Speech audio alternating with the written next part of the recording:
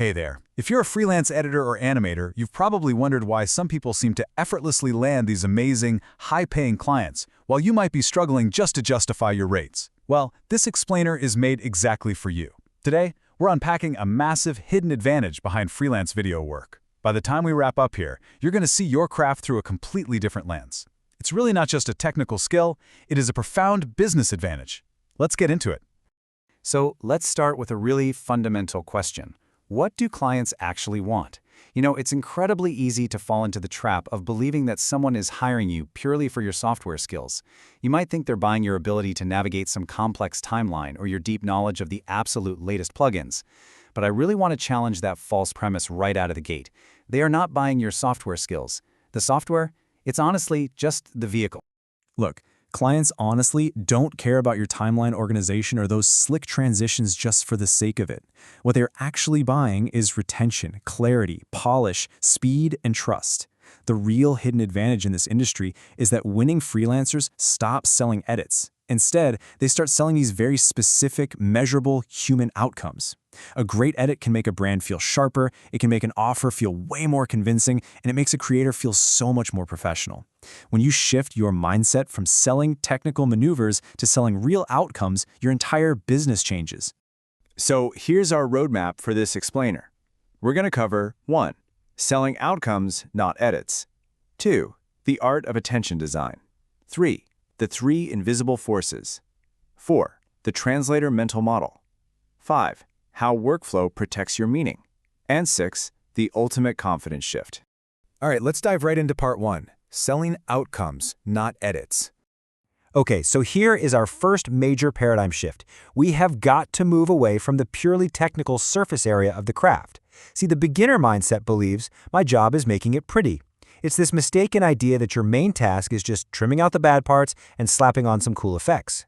But the master mindset, it states, my job is making attention move. Communication is just so much more than trimming. If editing is kind of like arranging a conversation, you have to speak in the right order with the exact right emphasis and pause at the perfect moments so the viewer actually feels the message. Moving right along to section 2, the art of attention design. So what is attention design? Well, it's the act of shaping attention over time to guide a viewer's understanding rather than just decorating footage. Once you actually stop thinking about the software, you can finally understand what editing is at its absolute core. Think of raw video like a pile of really expensive groceries just sitting there on a kitchen counter. No matter how much money you spent on them, eating a raw onion isn't exactly a meal, right? Editing and animation is the act of deciding what stays, what goes, what comes first, and what the viewer should feel next. You are designing an experience to seamlessly guide the audience, but never to force them. That brings us to part 3. The 3 invisible forces. Now, these forces act as the true bones of your project. First up, we've got clarity. This simply means the viewer actually understands the message. It's literally like turning on a light switch in a dimly lit room. Suddenly, the shape of the room is totally obvious. Your edit removes confusion. Second is momentum.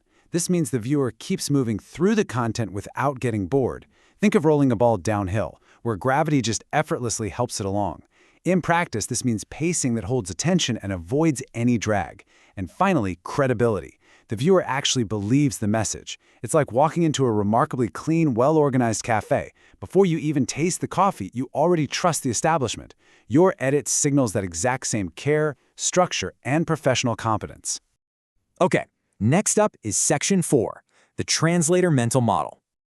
We've all been there, right? A client comes to you with a messy internal idea, saying things like, hey, it needs more energy, or can you make it look premium? You can't exactly just press a premium button in your software. These aren't technical instructions, they are signals. Your real job here is acting as a bridge between the client and the audience. You're translating those vague signals into concrete visual decisions about tone, pacing, structure, and emotional alignment.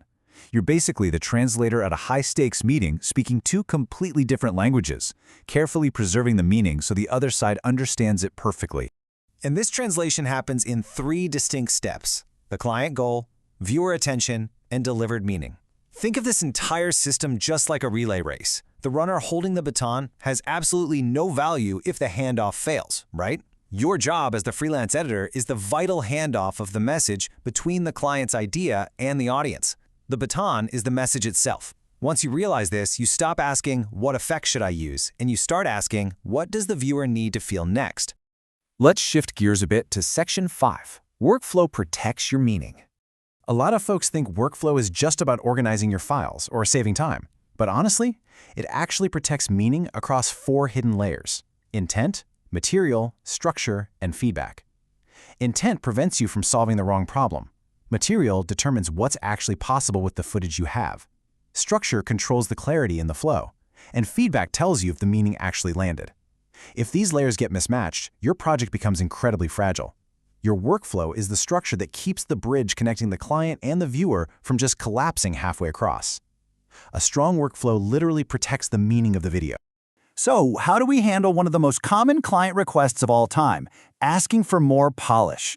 Well, polish isn't about just adding expensive shine or decorative graphics for the fun of it. Polish is the sensation that the video is easy to follow. It's achieved by finding and removing friction. Think of opening a beautifully crafted, heavy door. You don't stop to admire the hinges, do you? You just notice that the door opens smoothly. Smoothness is the entire point. When you are asked for polish, ask yourself, where is the friction? And then just remove it.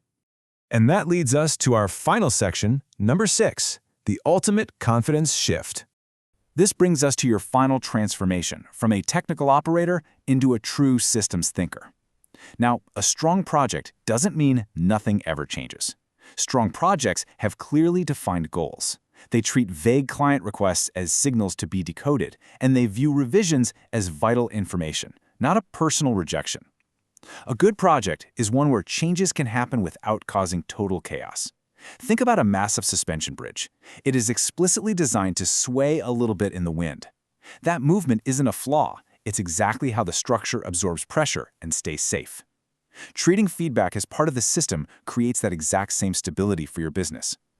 Ultimately, it all boils down to this. You are not producing a video. You are guiding a message through a system of constraints. And this pretty much binds everything we've talked about together today. The client has a goal, the viewer has limited attention, the footage has limits. Your workflow is what keeps all of that aligned. When you realize you're guiding a message through these constraints, freelance work stops being mysterious. You stop waiting to feel ready, and you realize you finally have the exact lens you need to act as a true professional. So let me leave you with this. The next time you sit down, open up your software, and look at a brand new client project, will you simply ask how to edit it, or will you ask where the friction is?